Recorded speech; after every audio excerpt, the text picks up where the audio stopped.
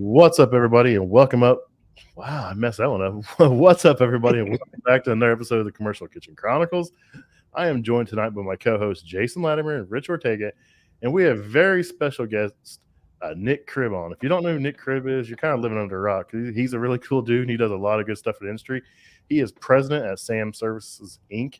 in Georgia, as well as president of CFESA. So he's doing a lot of cool things for industry, and we really appreciate him coming on. And I gotta give a special thanks to the guys over at Feast for kind of helping me out with this one. So I appreciate Leroy and Justin for forcing this. No, I'm just kidding.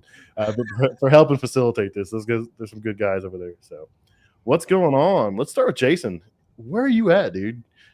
I'm in Fort Lauderdale, living the dream in my car in the rain here, because I couldn't make it to my hotel in time for the show, but I was not going to miss it. So I'm down here doing what I call, I won't give you the regular, I'll just say I'm doing district manager days for facilities. So I'm stopping by each market, spending the day with the district manager, visiting their key stores or stores they want to go over, meeting managing partners and kitchen managers, and putting together, just a list of whatever they want to talk about, any ideas, meet and greet, just to give them my background and whatnot, and listening to them. And then came out Sunday, spent all day Monday in one market with one JVP yesterday. Today I got one more tomorrow, then I'll head home Friday. And it's just been great 6 months into this position that I've been trying to get for the last 3 years. And I feel so blessed to have such a network,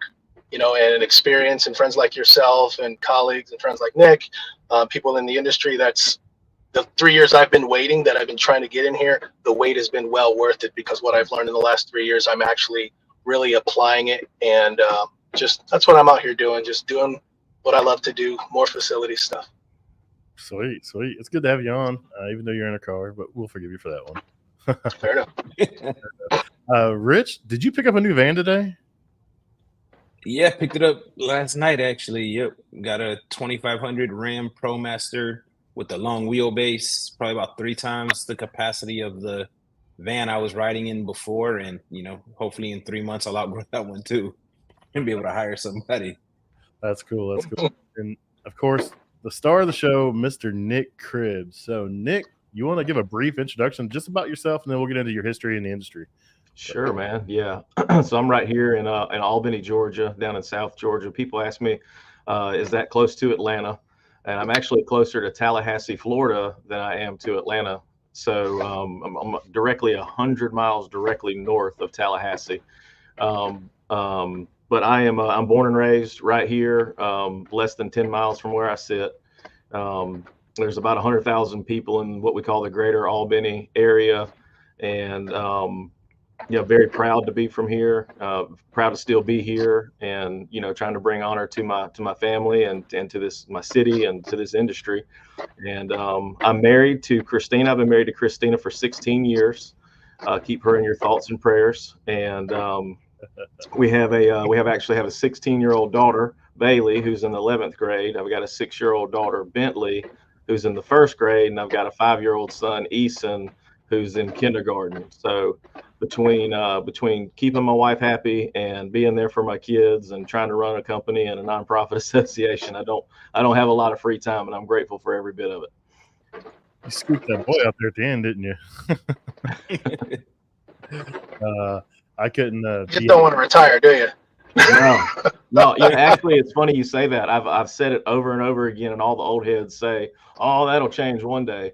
But like, the idea of retirement to me feels like prison. It feels like jail. I can't imagine not being booked up and booked out and just having purpose. And also, I'm a believer, and I don't feel like it's biblical. I don't think there's anything within regards to my belief system that says work your ass off and then one day just hang it up and just kick back and don't do anything. I'm like, no, I'm always going to do something. I'd love to get to a spot in my life to where I could give 50% of my time and 50% of my money away. Obviously, I'd have to accomplish a whole lot to be able to give away that much, but I do think it'd be a very fulfilling way to live. So, how long have you been in CM Services? So I've been here. This will be my 14th year. So came here. The industry I was in prior to this would be banking. So kind of learned about business in general and about just customer service skills and a lot of different professional attributes I picked up from the banking world first before I came into SAM. So what was your initial role when you came into SAM Services? You didn't come right as president, I don't think. No, I did not. We only had 4 or 5 technicians at the time when I was hired here, and was hired for $10 an hour as a dispatcher. So to just showcase some, I think that people are given permission to be open and honest and vulnerable. If somebody's open and honest and vulnerable, I just came out of about a 3-year skid after I was in banking for 6 or 8 years, and then in 2008 the economic crisis hit. And I was kind of in this development role at the bank, lost my job. And when I did, I actually fell into addiction. I became addicted to pain pills, any kind of pain pill that I could get. And it was a mental health crisis. It was an illness that I had to figure out and overcome, and found myself in rehab. When I was in rehab, my pastor came and visited me and was like, listen, we want to support you. We want to help you. I'd been going to this church for, 6, 7 years probably, and was lost as a fart in the wind. I was just showing up because that's where my wife wanted me to be. And but he showed up for me, man, and kind of stood in the gap and said, hey, we're buying this new building. We need help renovating the church. We'll put you to work just as a laborer. And I found out really quickly when I was working at the church that there was a lot of people that were taking advantage of these really nice white people. And I was like, man, y'all need somebody that can talk straight talk and hold these contractors accountable. Like, people, it's okay to hold people to deadlines. It is okay to tell people they just did shit work. And like, I'm just the guy that you need, you know what I mean? And so they kind of empowered me, put me in that role. And they said, we want to be in here by Easter. And I said, we're going to be able to have a service before Easter. I can promise you that. And through doing that and accomplishing that first little exercise straight out of rehab, right, I had some fulfillment, and it felt good to go back to work and to accomplish something. There's a guy named Kurt Scott that worked that didn't work there. He served as an advisory board member at the church. So SAM is an acronym, which is Scott, Allagood, and Moorhead. So Kurt Scott came to me and he was like, hey man, I'm about to fire my dispatcher. Would you like the job? I was like, well, it sounds like you're going to communicate the same way I do. I was like, does the old boy got a chance, or can I come in and help him out? Or he's like, no, it's done, bro. He said, $10 an hour. I can't promise you anything, but it's a startup, and you seem to have some passion. And if you want a safe place to work, which was the most important thing for me at that time, he said, I can provide that for you. So I came to work there, used the same skills that I had used in banking, being honest and talking straight and, motivating people, all these things. When you go to see a banker, you gotta be able to deal with straight talk. You got to be able to motivate people and to do the right thing, not to do the right thing. And so, it's just kind of off and running from there. That's cool. So you've had a really cool journey in the last, 14 years of SAM. That's, and that's what I wanted to hit about. I've heard your story. We talked a little bit about it, but like, what you said about motivating people. I've said in the promo leading up to this, like, that if you talk to Nick, he will have you ready to run through a brick wall. There's like a handful of people that have that effect on me, and it's you. Josh Dolan can do it. He's got it. Corey Yates can do it. Like, there's like 4 or 5 guys that I talk to that, like, you get down to that conversation, like, dude, I can run a marathon. I can do what do you want me to do? Let's do it. It's done. And you are definitely the top 5 people in my life that can get some stuff done. So you've got that figured out. So well, thank you, Pat. Appreciate you saying that. So you went from dispatcher to president. So what kind of roles did you fill out, in between in those few years? Yeah, so I'll tell you this. When it came to dispatching, I really do feel like I may have been the greatest dispatcher that's ever walked the face of the earth. I could get my guys, my team, I called them my peers. They always like, hey, well, you telling us what to do? I'm like, no, there ain't nothing I can get done in this freaking chair. But we partner together. We can conquer the world. And man, I enjoy dispatch so much, and just being able to motivate people and inspire people and encourage people, and dealing with the customers. I became a master of under promising and over delivering. I would tell a joke with my guys, and if we were having like a service meeting, I'd say Paul could be sitting Indian style on my lap with his gauges laid across him with nothing on his iPad to do for the day. And I would still tell the customer I'm booked out 3 days and there's no way I can get there. And I'm going to hang up the phone and everybody's going to have a laugh. And I'm going to say, Paul, go ahead and get on the way. No pressure. Get there whenever you want. Get you a donut and a freaking Coca-Cola on the way. And I call the customer back and say, hey, I just moved everything around on my board for you because damn it, you're important to me. And my guys loved it too. And if you do that right, you get the grace later as well. Whenever I'm like, hey man, I did everything I could, but I can't make it happen this time. They go, oh well, Cribb, you always did. You pulled rabbit out of the hat. So I can't expect you to do it every time. But also even with my guys that I work with, whom I still work with today. I mean, a bunch of them are still technicians here today. We're still very close. I do that thing where I'll be like, hey, we got 4 calls on you, and I know you're not man enough for 5, bro. It's fine. I get it. You're not man enough for it. I'm not going to judge you about that. That's on you. I knew it when you walked in the door today. And matter of fact, if we need to trim it down to 3, and they're like, you son of a bitch, and all it is cutting up, right? It's just cutting up. But people appreciate it being treated like humans. Mm-hmm. And so then at the end of the day, 3-4 o'clock, they'll go, hey, so you gonna put one more on me? I'm like, I don't know, man. I don't know if you're man enough for it. If you don't put that call on me, that's awesome. They just enjoy it, right? And it just I like creating victories and creating opportunities for victories and trophies, and I feel like everybody does, right? And really enjoyed that. But anyway, I could talk about dispatching for an hour and a half. I enjoyed a bunch of aspects of it. But so after that, like I was showcasing a kind of a God-given ability to just lead people. And it wasn't because I'm real smart. It definitely wasn't because of my track record coming into the company, but it's just because I met people where they were at. And I just explained to them what it was we were trying to achieve together, that I was in a position where I had to make a lot of decisions and that I'm going to make good ones. And I think you should follow me. And this is where we're going to go. Do you want to come with me?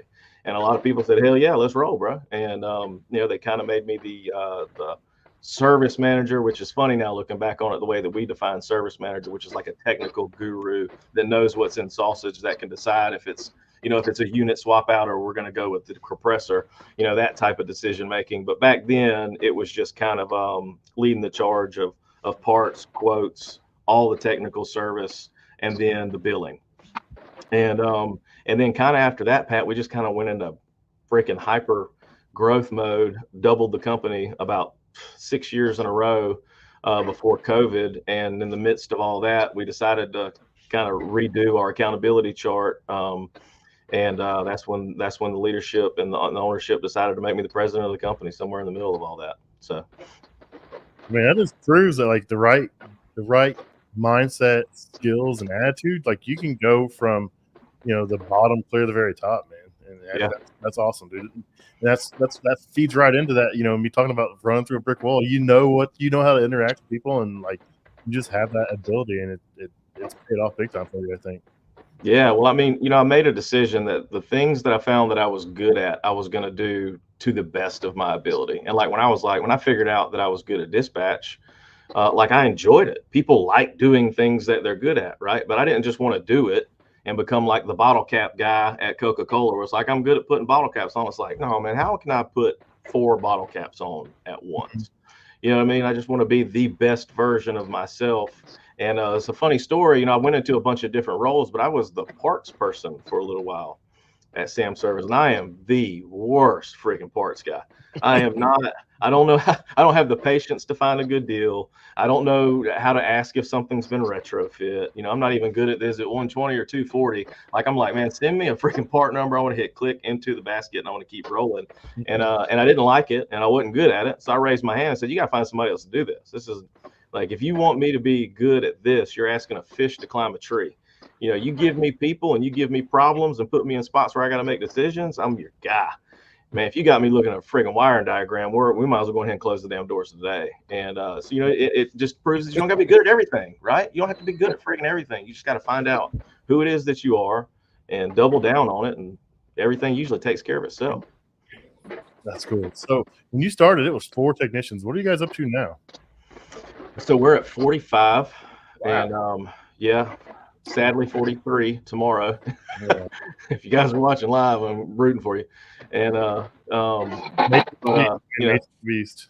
yeah, it's a crazy business, man. But yeah, we're rolling. We're trying to be, corporately, we're trying to be the best version of ourselves and trying to grow. And started out right here in Albany, and then we decided to go to Macon. And that was in 2019, late 2019. So our launch date was January of 2020. That was a rough start. Timing, yeah. Yep. But Macon's rolling now. We went up to Atlanta. We're in northeast Atlanta, a place called Swanee, the Swanee-Beaufort area. Our number one customer up there is the Atlanta Braves, Truist Park, which is kind of a banner for me. Grew up a Braves fan, so it's really neat that we're in there doing business with them. And then we just opened a branch about a year and a half ago in Jacksonville, Florida. So rolling down an old Jack's. Down in your neck of the woods, Latimer. Keep it coming. That's right. That's cool. So, man, that's a heck of a story, dude. I'm really proud of you, the things you've done. Before we get too far off the weeds, let's talk about CFESA. So a lot of people don't understand what CFESA is and what they do. But let's talk about CFESA and your role there. How long have you been involved with CFESA? All right, so this will be my either eighth or ninth year. Yep. And so when I first started at CFESA, well, let's say this: when I first attended a CFESA conference, we went there with the intention. So our leadership team met, and Alan Allagood, the A in Sam, so Scott Allagood, he said, "Hey, I was at Hobart for 20 years, and they, everybody in our industry thinks very highly of this association, and they offer tools and training for companies who do what we do to try to become the best versions of themselves." And he's like, "I feel like the number one thing they offer is networking." And he's like, "And Nick, that's just made for you, bro." He's like, and Jim Easton too. He's the COO of Foodservice, and I jokingly tell everybody I'm the president of Foodservice, but I secretly work for Jim. He's brilliant. So Jim Easton, if the name sounds familiar, it's because my son Easton Cribb, who's 5 years old in kindergarten, named him after Jim. That's how much Jim Easton means to me. And but we went and we met a lot of people, and like the people were just so like vulnerable and honest and forthcoming with, "Hey, hop on a call with me when you get back and I'll show you my financials," or, "Hey, you're going to have a real tough time bumping through this 10 technician barrier." They're like, "I don't know why, we can't figure it out, but it is what it is." Like, be careful with warranty. If you're not doing a lot of warranty right now, make sure you understand the demands of warranty when you do, because you're going to have to master inventory. You're going to have to master being process driven, because all of them want something done a different way. And it really made me just fall in love with the industry and specifically the people at that association. And I just wanted to give back. And I knew that I had, passions and abilities myself. And I also knew that I looked very different from everybody that was around me. And, I am from 100,000 people in the greater Albany area. 78% is African American, and I've been at or below the poverty line my entire life. So I hadn't known white people real good until I started working. So I always joke around and say when I go to work at a company or I go to an association, and there's that stagnant perception of just old white people. Like, I feel like God placed me there to break down some barriers and say, "Hey, this all can look and sound very different, boys. It doesn't have to be the pull yourself up by your bootstraps, same old way you've been doing it for 100 years. You got to be open to iPads. You got to be open to being data driven. You got to be open to people coming to work for you that got tattoos all the way up to their necks. They're actually really not bad people. They just view art differently than you do." And, things like that. And as I started to communicate these things and articulate them, I wasn't pushed away. I was not pushed away at all. It was honestly more of a lean in and going, "Hey, man, this freaking kid is a little bit different. He does seem to be being honest. And, until we prove him wrong, let's let him hang around, And another thing that I did with CFESA, I went to work on a committee and I got shit done. I didn't want to just sit in there to say that, I could put something on my email that I'm also doing this other thing. It's like, no, man, I want to accomplish things. And if I'm going to be placed in charge of getting something accomplished, I believe that accountable people don't mind being held accountable. And I want to hold people accountable, and I want to allow myself to be, and we're going to get stuff done. And after I accomplished some things there, was invited by Paul Tukatli to join the board, to run for the board of directors. And Altucotli, man, I wear it like a badge of honor for the rest of my life. Pat, he was a great man. He got cancer, terminal cancer, soon after that, which is another life lesson I learned. Is that somebody can be full of health and have tremendous influence, and in the blink of an eye, through something they can't control, it's all ripped away. And it makes me savor every bit of authority and influence that I have now and want to use it properly and righteously, because I know at any moment I could get in a car crash on the way home, Lord protect me, and it could all be over, right? And it was God used that in my life as I was coming up through the board. And that's kind of how I got involved, from Jump Street into CFESA. Well, yes, CFESA is a good organization. A lot of people don't understand it, and they have a lot of stuff they can offer to companies and organizations. And I don't know if this doesn't get put out there enough for them, or it's just kind of like it's kept secret, or I don't think it's a secret, but I think it's just not really presented like everything they really have to offer. Yeah, I would tell you this in simplest terms, in my opinion, CFESA exists for two things. And that is to help technicians be better at cooking equipment and refrigeration. Mm-hmm. Like if we ain't fixing broken fryers and freezers at Sam Service, I don't know what the hell I'm gonna do. I'm not that good of a salesman. I can't sell something that, at the end of the day, I'm gonna charge you $100-something an hour and I can't fix it. Like, we've got to be really good at fixing fryers and freezers, and CFESA exists to offer training to do that. They partner with manufacturers. We hire trainers, right? We have people like Pat who donate their time and talents to help others for a greater good for that to happen.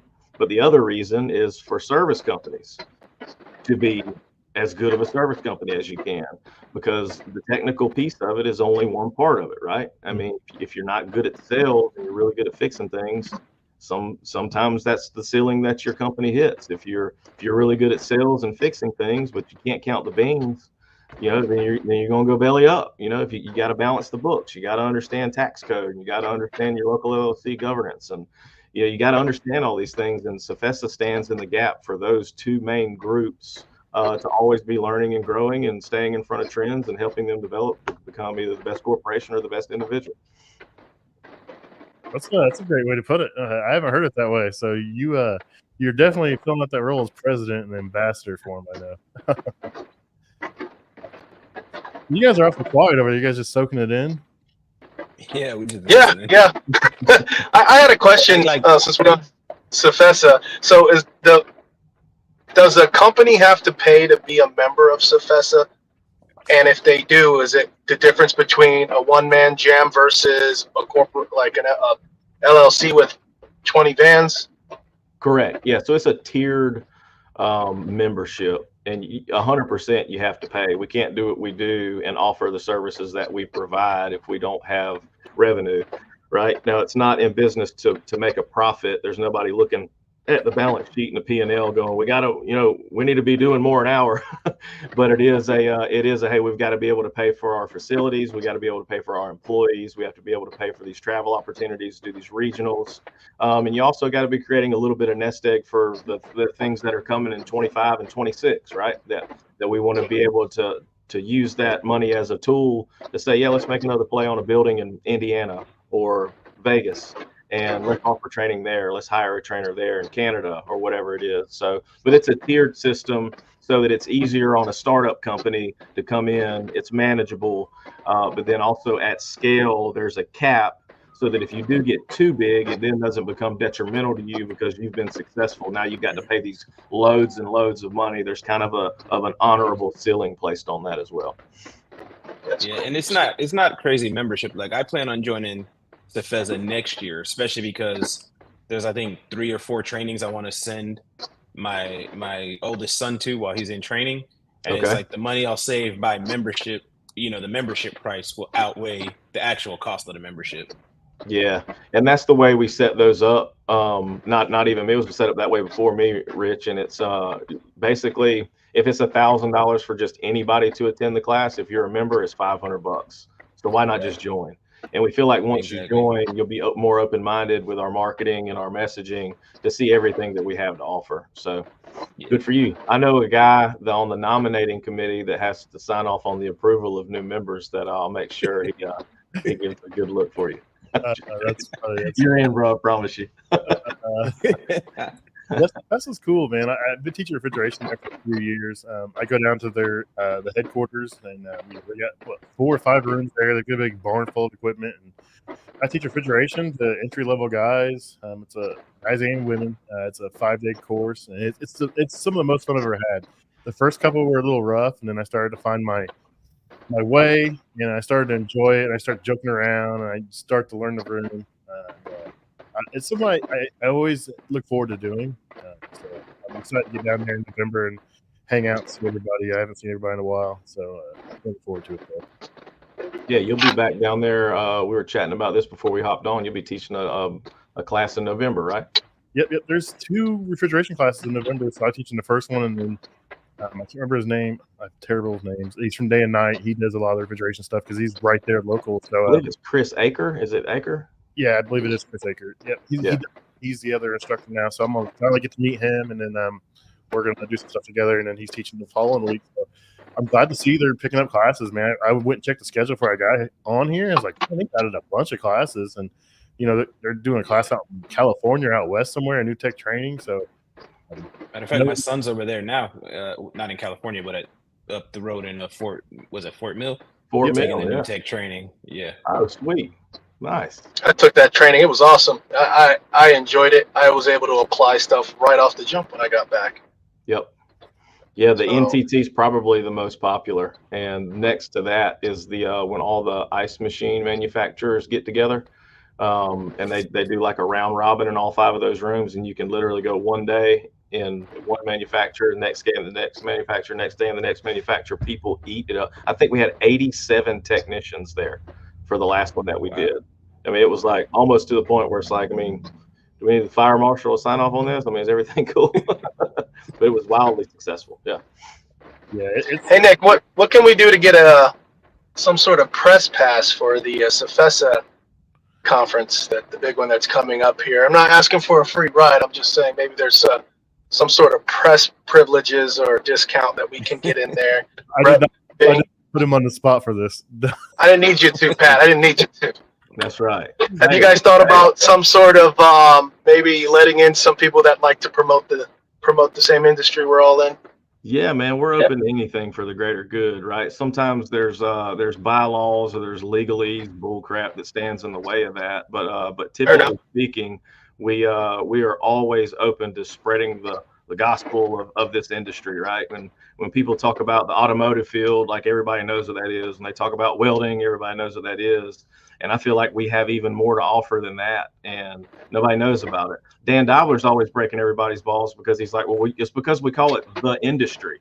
Mm-hmm. He's like, we got to come up with a better way to say it other than the industry, because nobody knows. He says nobody ever knows the industry y'all are talking about after you get through talking about it. So, we got to figure that out. But in regards to that, I mean, you have not because you ask not, and I'll ask somebody. Uh-oh. Thank you. And hold on, Pat. And if there are some legalese and some standards that need to be, reviewed, we can do that for sure. We'd love to do that. And I'd like to extend it even more, just so that it's an international thing. I think you should have us and our friends across the pond on a press pass so that we could spread the gospel way and far out. I'm just saying. I love it. Dude, no, HR's aggressive today. Like the damn Peaky Blinders of Foodservice over in England did to me. They put a pint in my hand and they started whispering sweet nothings, and then next thing you know, I got a guy with his hand on my throat saying, "If you don't get on Pat and Latimer and Rich's show, you're gonna have problems. You're never gonna make it back home again." My man, Leroy, you know who you are. I think my first interactions with you was actually at the CFESA conference. Yeah. And, we kind of got roped into the tour at the Country Music Hall of Fame. Yeah, I remember. I make a joke, and I always tell everybody that Matt roofied me from Payson. Call it the Mickey. Yeah. Next thing I know, I woke up.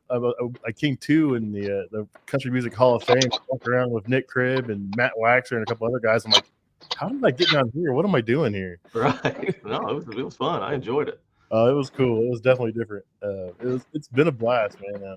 I encourage anybody, if you get a chance to go to a conference, even if you just go to a regional meeting, do it. You're going to learn a ton. And the regional meetings are free, and they're all over it. Is there 5 or 6 regions?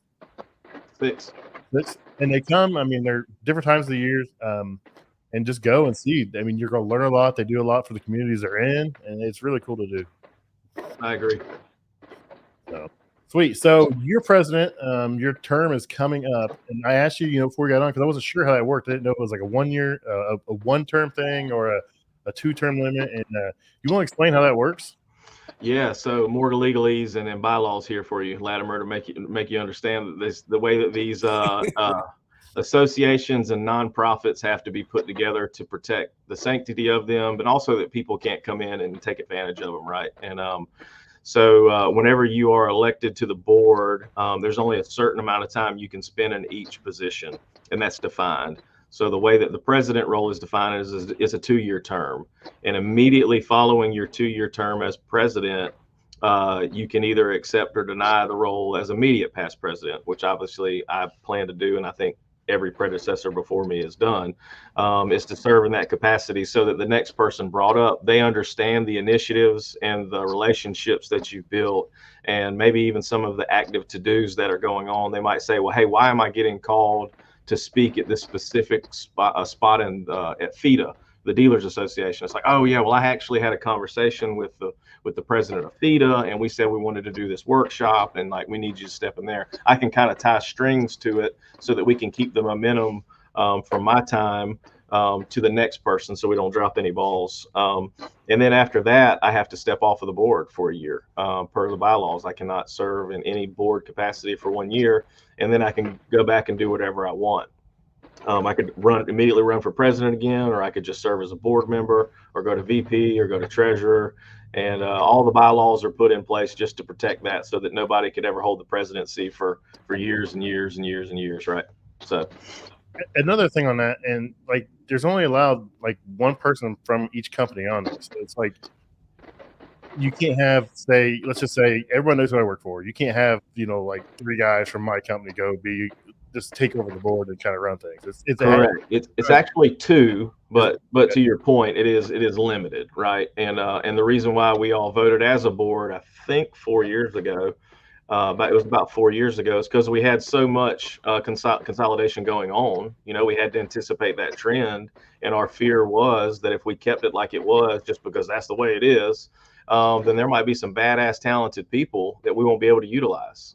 Imagine, a limited service group buying up somebody like a Gary Sherman, right? And all of a sudden we're like, oh, we can't use Gary because Wayne Stoutner's already here. It's like, that's not helping the association. We need to be able to, now we got to limit it. We can't have like everybody from that one particular organization doing it, but we can move and be a little bit nimble and vote and change bylaws and make sure that the greater good is going on. So I gotta reply to this comment. So yeah, that was a fun week in Nashville, and that's what I won, outstanding technician, and I will never forget those few days there. When I got there, Heather literally crammed me in every single thing. If she seen me walking in the hallway and something was going on, she grabbed me by my arms and was dragging me into classes, all different kinds of things. She drugged me into the YPC was doing like a speaking thing, and then she drugged me in there. I had to talk to people I've never seen in my entire life. There's so many things going on at conference that it's cool. But yes, I was wearing a cowboy hat, and that cowboy hat is like my good luck charm. Every time I wear it, I win something. So I kind of when I wear it. You rock it, bro. You pulled it off. It didn't look odd on you at all. That's funny.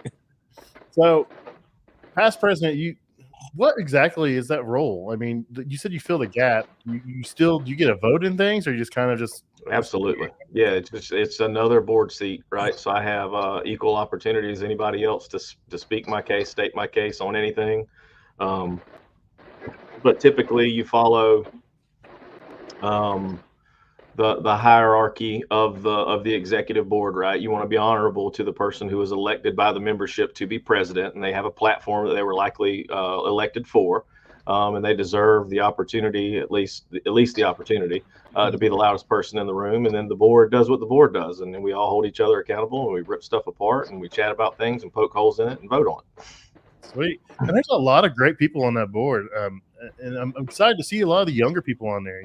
Yeah, a lot of people think of CFESA, and I was guilty of this too. It's like, oh, it's just a bunch of old guys sitting around talking. It is more than that. A lot of the younger guys are getting involved, guys and women, sorry, and are getting involved, and they're making a difference in this industry. And I'm really excited to see, what the next group's going to come in and do.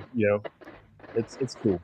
Yeah, and I will give a shout out to the old heads. I'm not knocking them. I'm not knocking them. No doubt. And they're still very, very Relevant. Generous and volunteering with their time and their talents. And hey, man, I've been there and I've done that. And with humility and grace, right? I mean, when I think about John Schwint and Wayne Stoutner and Gary Potvin, man, Ken Beasley, are you kidding me? He's one of the wisest people I've ever met.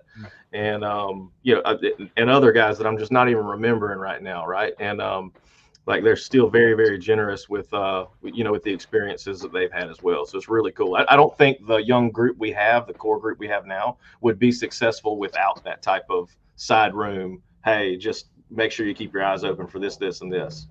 No, I agree 100%. There's a lot of guys and women have spent a ton of time, their own time, and investing in this and building this, and a lot of stuff wouldn't be possible without them. Yeah. Sweet. Hey, could I share my first experience with Nick Cribb? So I was going to anyway. I'm just kidding. So my first experience with Nick Cribb was at a CFESA Region 4 conference, and I remember because I was asked to chair a panel the first hour of it in regards to technician created content, and it was great.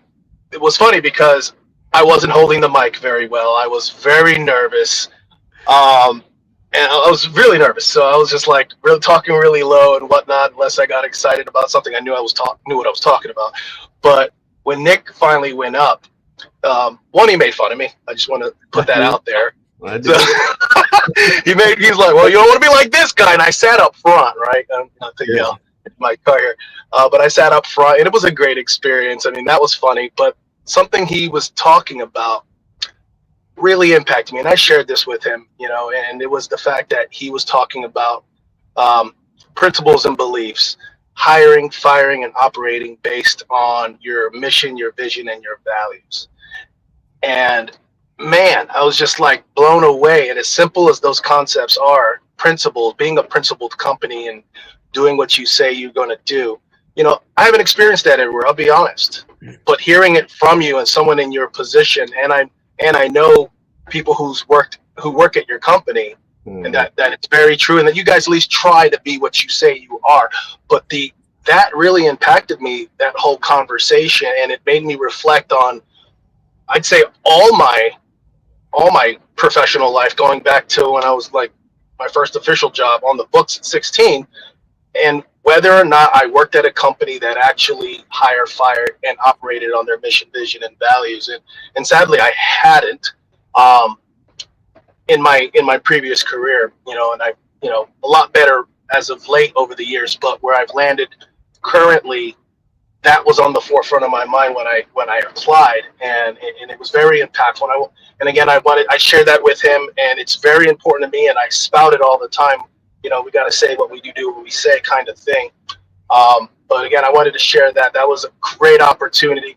And now thinking about it, I would. There was some people who spoke at the end that were from the industry. There were like CEOs and facility managers, like Publix, and like. I remember.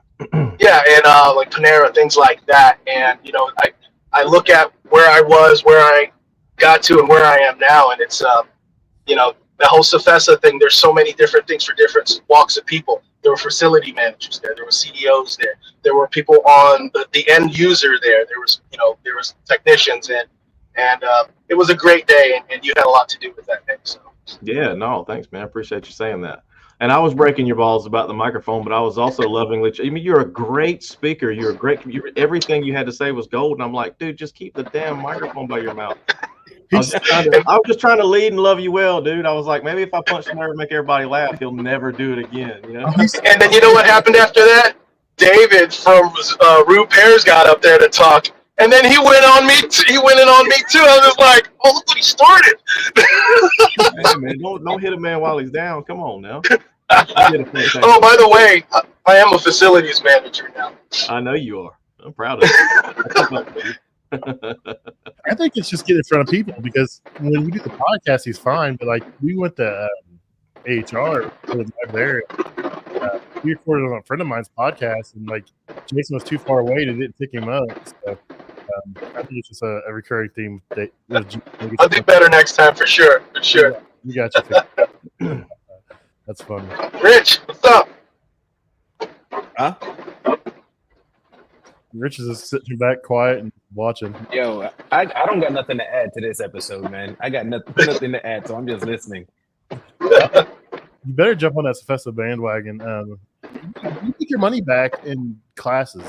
And so you talked about the ice machine class. I think that's one of those classes that's only open to members, right? Like, yeah. I think ice machine, I think fryer, and I think combi oven's like member only class, I think. Yeah, so it's exclusively offered to members only all the time, and only if there's spots available after members haven't gobbled them up, as even when we offered twice the price for it. Yep. So there's some good classes out there for them. Yeah, but a lot of our guys that have been, we've sent, sheesh, man, probably, I wouldn't be surprised if damn near 30 or 40 of the technicians that we have working for us now have attended some form of CFESA classes, either with us or maybe with a competitor prior in another market, right? And everybody says that like Jason was saying when he went to NTT, that he had practical things he walked away with, but people also say this cool thing where they're like, yeah, man, when I met Joe Smith, man, old Joe Smith up in Indiana, he was a cool guy, and we connected on Facebook, and now we text, and I call Joe, and sometimes when I'm hung up on a Frymaster, and Joe helps me with it. Joe communicates like I do, and Joe's got a similar family structure to me. And there's this weird thing when you connect with people, right? I mean, we're all human beings at the end of the day, and we're called to community. And sometimes you just got to network and find other people who have the same values, right, and passions as you. And it doesn't mean anybody's wrong if they don't align with your values or your passions. It just means you might not be easily connect with them. And what I mean by that is, if all I can offer my guys from a connection standpoint is whoever I've got right here at Sam Service, I might be letting some guys down or some gals down.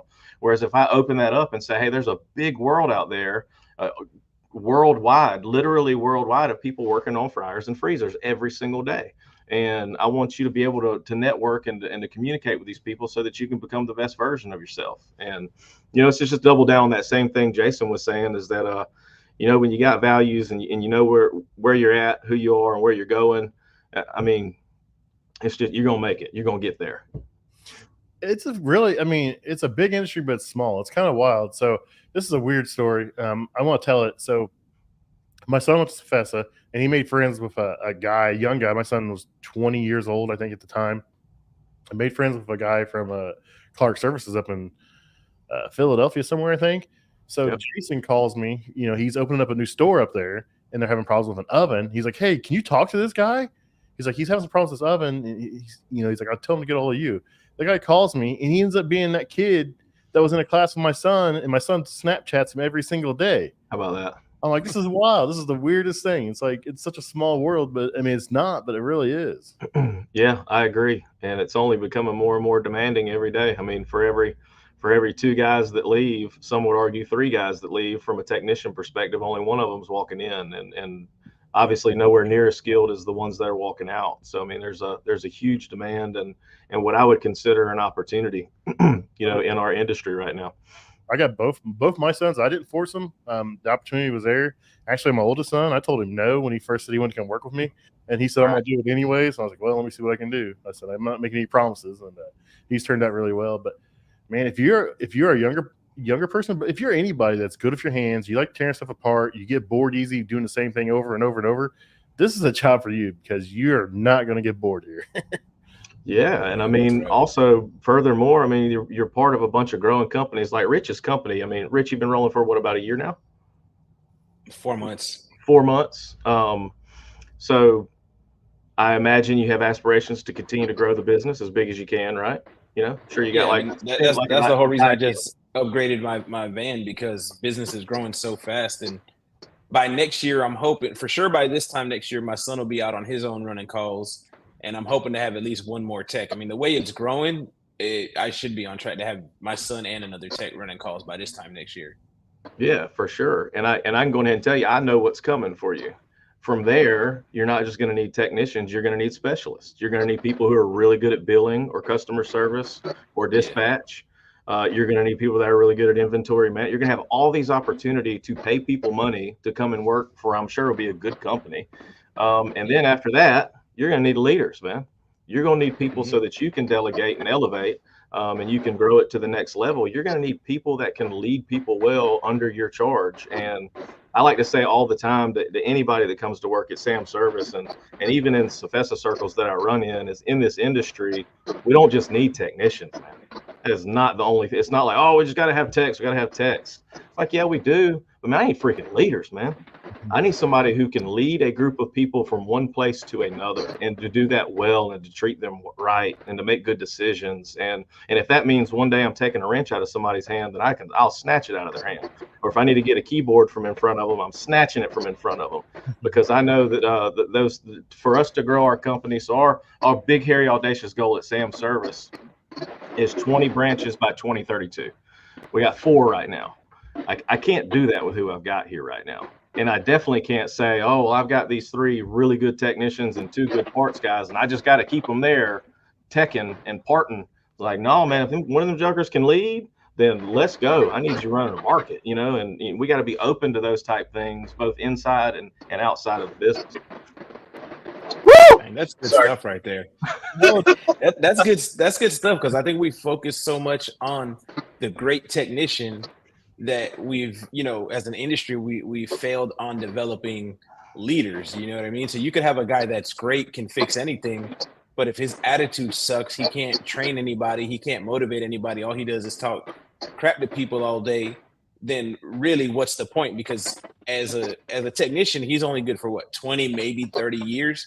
But if you take that person and you develop the leadership in them and the ability to train and to mentor, I mean, you've got 100 years worth of value out of that person, because when he's long gone, the 5 or 10 people he trained up, they'll each train up 5 or 10 more people and go from there. But yeah, we've been so focused on the technical aspect, which is important. We've lacked the I guess you could say the soft skills aspect of it. Yeah, no, I agree. I mean, there's 2 sides to the coin, right? Now, I will say that there's a bunch of and it's not just techs. I hate it when people just make techs the example, because it's not. It's a lot of different types of employees and different functions within the business. And a lot of people just want to be a leader just because a leader looks cool on TV, right? You know what I mean? They want to be Captain America on the damn Avengers. They want to be, the purple Power Ranger. Maybe it was the black one. I can't remember. It was one of them that was the obvious leader. But it's like sometimes, man, like everybody can't be that particular, like there's only one head of the snake, and sometimes people are really, really good at what they do, and they don't have like these natural abilities to lead or to make decisions, and now they're creating this future for themselves that's not even good for them, right? And so what we try to do at Sam is like be very, very open and honest with people. Like, we don't bullcrap nobody. Our second core value is that we earn trust through clear and candid communication. And if somebody does not have the abilities and they want to step into that role, then we pour into them. But pouring into them is defined what winning looks like. Like, if you want to try this is what I'm going to give you, and this is what I need from you. And if I fulfill my role and I give them what they need and they aren't fulfilling that role, then there's a conversation there, right? And it doesn't mean they're getting fired. It doesn't mean they're a loser. It just means, hey, man, you're wanting to be a wide receiver, and I think you might be a badass corner. You know what I mean? You want to be a quarterback, rather, and I think you might be the best offensive lineman in the game. And, just having those conversations and, if you're open and honest with people, man, and you treat people right, I think people really are cool with figuring out whoever it is they're supposed to be. But if you just don't ever opportunity at all, if you don't ever offer that opportunity at all, then I think everybody feels like they're getting sold short, and hell they are, because there's a badass out there somewhere right now who's a dispatcher like I was 13 years ago and just needs a chance, That's awesome, man. That's awesome. That's a great way to look at it. Everybody has goals. Jason started off where he started off, worked up into the manager's role at where he was at, and now where he's at now. And it's just everyone wants to do something and be something. But, they don't always have a plan or a way to get there. They just think they want to do it. But, and sometimes someone just needs that opportunity. I agree. Jason, I believe I hope I'm not speaking out of confidence here. I think I read it online when you posted it, Jason, but it was, I have a desire to do this thing, and I believe it's what you're doing right now. And I'd rather try it and fail at it than to never try and not know. And dude, I wanted to wrap my damn arms around you when you put that out there. I was like, this dude needs all the help that he can get to figure out what it is for him. And somebody that's okay to say, to look in the mirror and go, you know what? I gave my best college effort. I know there's this other thing that I'm good at that if I need to, that I maybe my whole perception will change on it and I'll be more, who knows, but to say I'm gonna lean into some risk here, to some vulnerability, and I'm gonna follow this whisper in my heart. Like, man, that's commendable, man. I tip my hat to you. Thank you. I think Rich did the same thing with this man as well. I could make an argument he did. Yeah, that's true. That's basically exactly what I did. But my wife just texted me because she's watching the show and she says she feels like you're talking straight to her. Oh yeah, what you're saying. Told you he has. Do not know your wife, bro. I'm not talking to her. I don't know what this is just like. She said because she does all our dispatching and all the customer service side of stuff, and I mean she kills it, especially for not knowing the industry. Like the other day, because we get text messages on a main line, and a customer was like, "Yeah, thanks for talking with me. I really look forward to work." Like all this great stuff, and I'm like, how did you say to him, like, to hear, that great of a text message of how great he's looking to, to work with us and this and that. So I think that's pretty cool. Yeah, absolutely. Yeah, she said this episode is so good.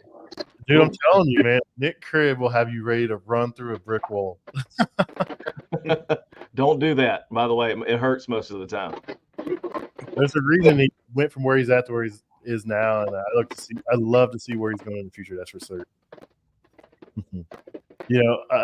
I have goals and aspirations, and and Jason and Rich, I talked to him about it. It's Jason's big firm. His saying is put it in writing, make a plan, and that is the worst thing in the world for me to do is put anything in writing. To sit down and to take the time to do it because my brain does not think that way. Like I barely made it out of school, but you put me in front of an $80,000 oven, I'll tear it apart, put it back together, and have it run before I leave. But I cannot sit down and just write something down. I can't do it.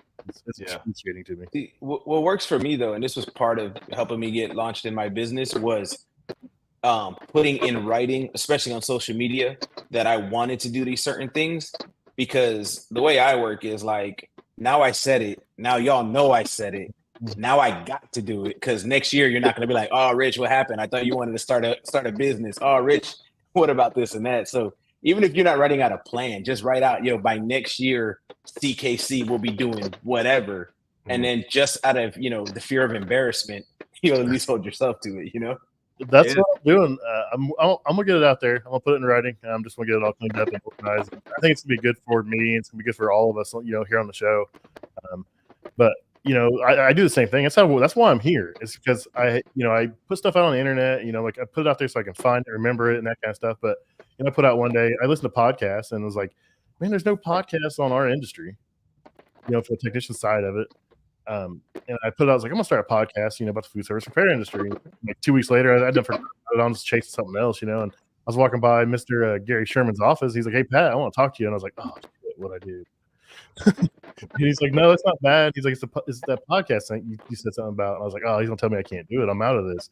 He's like, no, we want to support you. We want you to do this. And we think it's a cool idea and it's a good idea. And 2.5 years later, 107 episodes later, here we are. Good for you, man. It's been fun, man. I really do this because I love the industry. At first, I thought it was something fun to do, but I've kind of found a new passion to highlight, all the great people here, not just technicians, dispatchers, managers, regional managers, people like you, presidents of companies, presidents of CFESA. I want to get Dan on here one day to talk about what he's done in this industry because he's done a lot of cool things for the industry. Oh man, he still continues to do, and that dude can tell some stories now. He sure can.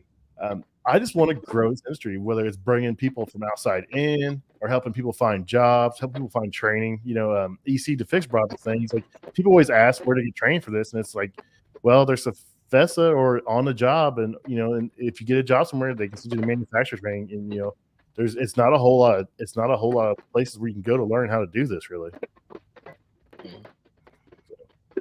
Thanks for doing what you do, man. It's awesome. Yeah, it's a blast. It's fun. I'm getting better about it all the time. I just got to watch what I say. I got to run stuff by HR department, and my friend Josh Dolan helps me out quite a bit. So if you haven't caught on, Jason is our HR department. So, Okay. he's our voice of reason, because me and Rich would get in trouble all the time if it wasn't for him. Just remember, when emotion is high, logic is low. Oh, Whenever you're fired up, you will go, I said, what? I've seen me do it. I've seen me do it 100 times. When emotion is high, logic that's my problem though. I never regret it. That's my personal problem. Oh, is it? Okay. By Jason. I'm like, yeah, I said it. I'm just like, that needs to be one of your core values at your company, so you can find other people who are attracted to that. I believe you probably got a phone call or a text message about something I did one day from Josh. So I've learned my lesson.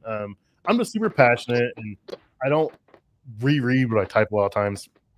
And that's what gets me. If I sit back, I've gotten better. I'll type something out and I read it, and I'll send it to Jason and Rich. I'm like, hey, what do you think? And Rich is like, do it. And Jason's like, don't do that. Right.